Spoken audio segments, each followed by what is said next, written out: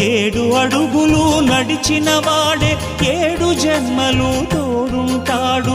భర్తగా నిన్ను భరించువాడే బ్రతుకు దీపం వెలిగిస్తాడు. అతని హృదయం నాటి చెరామి, అగ్నిహోత్రమే అందుకు హామీ. అతని హృదయం నాటి చెరామి, అగ్నిహోత్రమే అందుకు హామీ.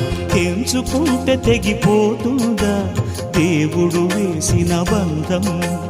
తెలుసుకో నీ జీవిత గమ్యం, పెంచుకోమానుబంధం.